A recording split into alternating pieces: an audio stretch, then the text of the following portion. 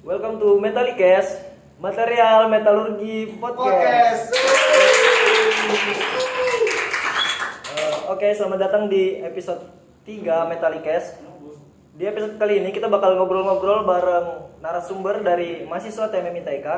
Sama kayak di episode 1 dan 2 kemarin, yang mana mereka semua adalah mahasiswa-mahasiswa berprestasi dari prodi kita tercinta. Khusus episode kali ini kita bakal ngobrol tentang kewirausahaan bersama Mas Panji. Sekedar informasi, jadi Mas Panji ini adalah seorang mahasiswa yang berprestasi khususnya di bidang kewirausahaan. Langsung saja kita sambut Panji.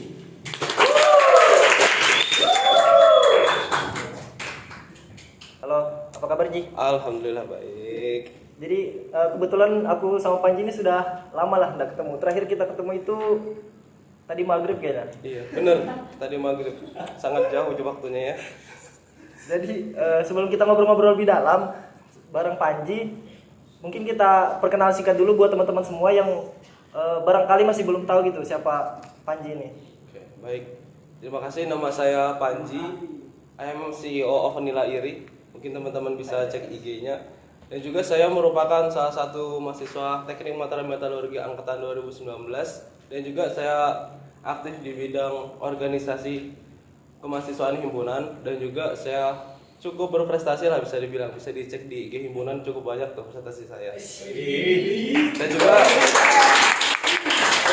saya juga aktif di bidang kewirausahaan gitu ya. Awalnya juga ikut lomba-lomba kok ketagihan, dan juga sampai ke tingkat nasional seperti itu. Mungkin pertanyaan singkatnya itu saja dulu Mas Riwan ya. Oke. Jadi sekarang kalau misal dari kehidupan kampusnya sendiri lagi sibuk ngapain tuh Panji? Kalau sekarang sih sibuk, kebetulan saya ikut penelitian dosen gitu ya. Jadi masih nunggu informasi dari dosen lebih lanjut tentang nanopartikel, dan juga sibuk tentang persiapan Expo nasional nanti. Insya Allah kalau bisa jadi di Surabaya. Insya Allah. Mungkin itu sih kesibukannya sekarang. Terus terkait usaha yang sekarang kamu jalani nih, emang kamu lagi usaha apa sih? Kalau sekarang aku lagi fokus di usaha bidang budidaya gitu ya teman-teman, budidaya ikan nila terutama, dan juga ada produk sampingan itu namanya ikan nila, ikan mas. Nah jadi ikan nila nih, kok saya produksi ikan nila gitu ya, jadi aku mau jelaskan sedikit gitu ya usaha aku tuh ngapain. Jadi itu merupakan salah satu keresahanku gitu loh, kok ikan nila di Samarinda ini kok kayaknya mahal dan juga susah didapat gitu kan. Dan juga irigasi pertanian ini kayak sangat susah gitu loh, susah banget dimanfaatkan sebagai hal-hal lain. Gak cuma irigasi airnya doang yang dipakai, tapi lahannya itu kita harus bisa manfaatkan. Hal ini juga salah satu pencetus yang tercipta dari Pak Nadiem Makarim gitu ya. Dia juga memiliki keresahan gitu kan, foundernya Gojek gitu kan. Jadi kayak Gojek itu kayak dikasih titip makanan, minta diantar, pasti ada. Nah saya juga berpikir berawal dari keresahan saya itu untuk membeli produk ikan nila dan juga bisa memanfaatkannya itu sebagai profit saya. Nah itu salah satu hal yang bisa menyentuh saya lah, seperti itu. Oh, jadi usahamu nih di posisinya ada di Samarinda gitu ya? Iya, posisinya kebetulan di Samarinda gitu. Kalau di Samarinda itu siapa yang ngelola? Kalau misal kamu sekarang posisinya sekarang di Balikpapan sambil kuliah gitu? Jadi yang ngelola sekarang di Samarinda itu ya, itu ada bapak saya dan juga keluarga saya gitu. Jadi hitungannya tetap saya gaji orang-orang itu berdasarkan per harinya, kayak gitu, per hari atau per bulan, seperti itu. Sorry.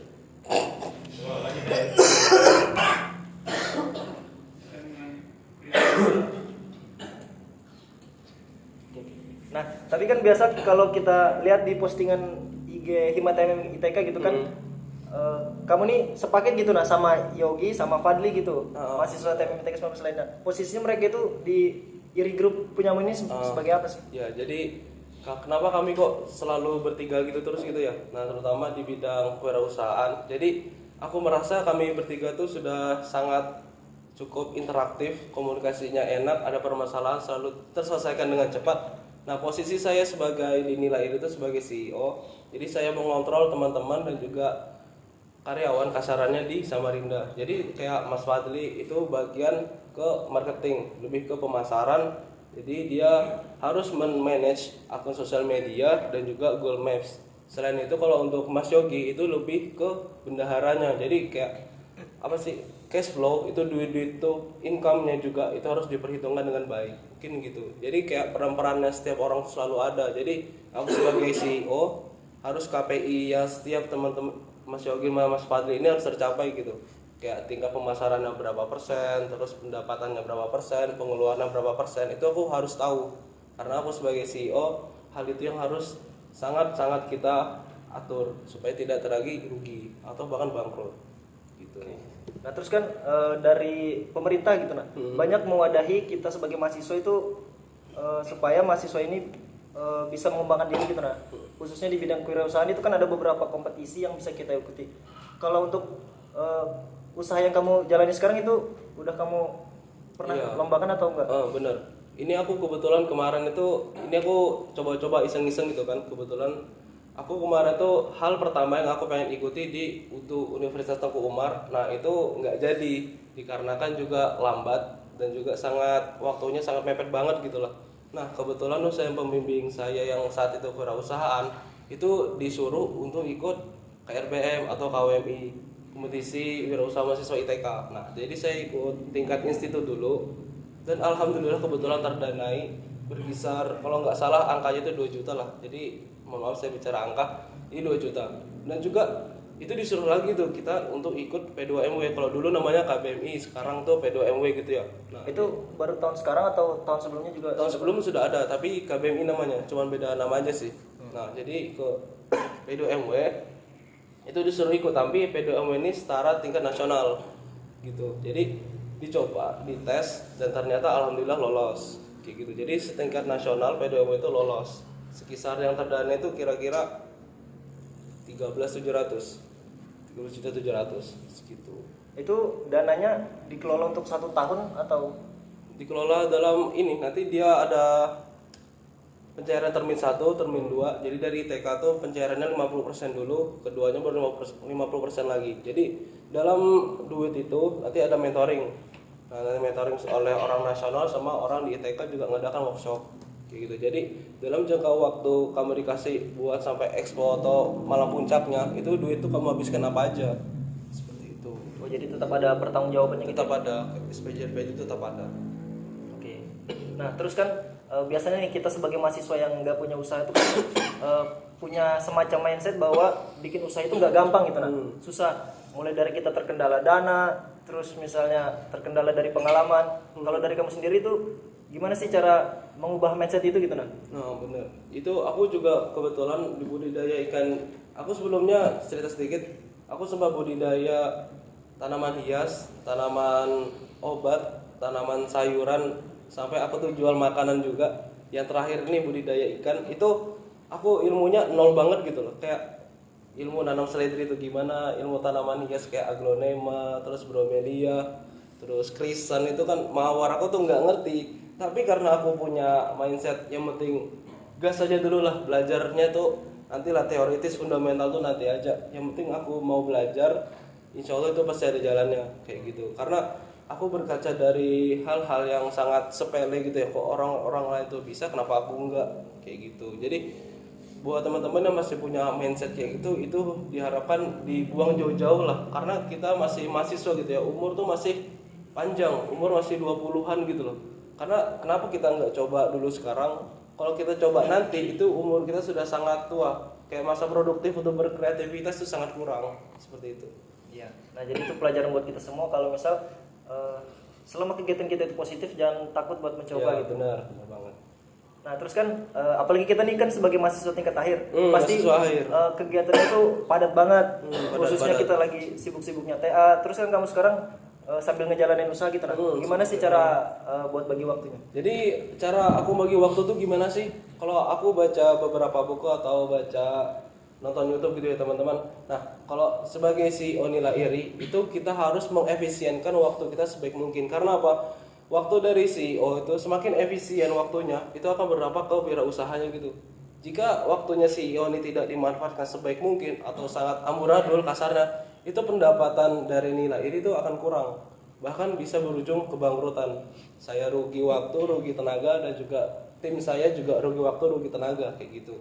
Dan juga selain itu, cara aku bagi waktu tuh gimana? Itu pertama harus kita menyusun mindset atau waktu dalam 3 hari gitu ya, Mas Riwan. Jadi dalam 3 hari saya tidur, bangun, itu waktu kita harus kita catat per setiap jamnya tuh ngapain. Emang fungsinya buat apa? Kenapa kita nggak harus bikin list doang gitu loh per setiap minggu? Karena tujuannya kita mau manage waktu itu supaya bisa lebih efisien. Kalau kita cuma ngasih list aja tapi nggak ngasih waktu, misalnya jam 8 sampai jam 9 aku olahraga, jam 9 sampai jam 10 aku istirahat atau bersih-bersih seperti itu. Nah, itu kan sangat efisien, sangat jelas kita di jam itu mau ngapain. Nah, jadi teman-teman, cara bagi waktunya gimana? Jadi dalam waktu satu hari 24 jam atau 18 jam kayak gitu ya. Itu bisa dilihat dari pagi teman-teman tuh mau ngapain gitu ya, setiap pagi. Jadi dalam waktu yang senggang atau yang kosong itu bisa dimanfaatkan untuk berwirausaha. Jadi kebetulan saya di semester akhir gini ya, itu paling banyak waktu senggang di sore gitu. Mungkin itu beberapa tips. Dan juga kayak saya sendiri itu ada namanya kayak ritual pagi. Nah, ritual pagi ini bukan tentang kayak spiritual agama kayak gitu. Ritual pagi ini lebih kita memfokuskan diri kita untuk jangka waktu panjang atau long term. Jadi misalnya teman-teman suka olahraga ya olahraga pagi, suka baca buku ya baca buku pagi, suka ngopi ya ngopi. Karena fungsinya apa? Kita bisa merefresh kepala kita. Itu kayak kita tuh bisa berdamai lah sama diri kita sendiri. Dan juga kayak meditasi itu teman-teman bisa. Dan juga dalam waktu kita satu hari itu kita jangan padatkan dengan kegiatan kita. Nanti itu bisa-bisa kayak burnout gitu nah. Kayak bisa marah-marah nggak jelas, bad mood dan juga hal-hal negatif lainnya. Jadi bisa kita have some fun lah gitu nah. Kayak take a break beberapa jam dalam jangka supaya kita nggak burn out kayak gitu. Ini itu sih cara saya bagi waktu lah. Dari Panji, kira-kira ada nggak sih contoh usaha yang bisa kita kembangkan gitu nah, atau bisa kita jalani sebagai mahasiswa rantauan gitu? Ya kalau bisnis, menurut saya kayak bisnis kita sebagai mahasiswa rantauan gitu ya, itu bisa kayak kayak ini masih sangat konvensional sih di pikiran saya. Jadi kayak misalnya teman-teman kayak belajar investasi ilmu kayak jadi barista atau bartender kayak gitu. Dan juga kalau teman-teman kayak suka ke makanan gitu ya, itu bisa teman-teman kayak buka bisnis makanan kayak take out. Jadi kayak ada waktu kayak teman-teman bisa PO. Jadi dalam waktu seminggu itu kan teman-teman kayak sibuk banget gitu kan. Nah, jadi kayak dalam beberapa hari itu teman-teman PO kayak kasih pecel kah atau apa, jualannya itu bebas sekreatifnya teman-teman. Nah, jadi nanti sudah waktunya weekend, nah itu baru bisa diantar. Itu kayak ke makanan. Kalau teman-teman bisa waktunya lebih banyak kosong atau dailynya sangat kosong gitu ya, nah itu bisa lebih ke jualan cemilan kayak gitu. Jadi cemilan-cemilan itu jualnya kemana? Bisa ke UMKM terdekat. Mungkin gitu sih kayak. Jadi mungkin kayak penghasilannya itu nggak banyak tapi masuk terus lah kayak gitu. Ya, apalagi kita itu kan mahasiswa tuh kadang malas buat masak gitu. Iya, malas banget kan. Pokoknya apa-apa serba pengen yang praktis lah. Iya, aku juga tuh kayak gitu tuh. Terakhir nih, kira-kira ada pesan-pesan buat teman-teman yang nonton, khususnya buat adik-adik tingkat yang kira-kira punya jiwa kewirausahaan tapi masih belum punya tindakan nyatanya gitu lah. Tindakan. Oke. Jadi kalau dari aku kayak pesan-pesan dan juga harapan lah lebihnya. Jadi kalau teman-teman jangan takut, don't be afraid, it's time you shine. Jadi kalau teman-teman mau berwirausaha itu harus kayak berpikirnya itu selalu positif, harus berani gitu.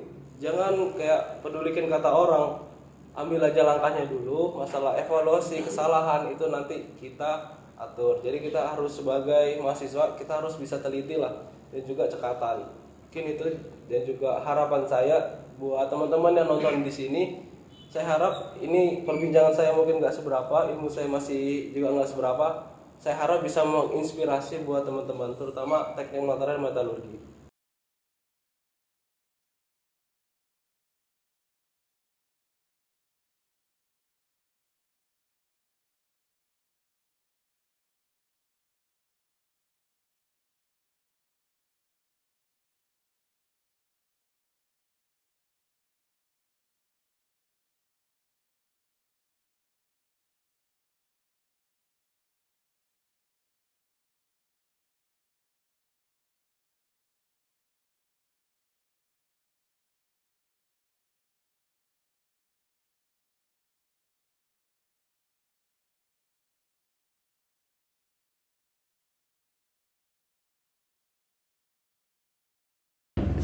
Di episode selanjutnya kita bakal ngobrol lagi bareng narasumber yang nggak kalah seru.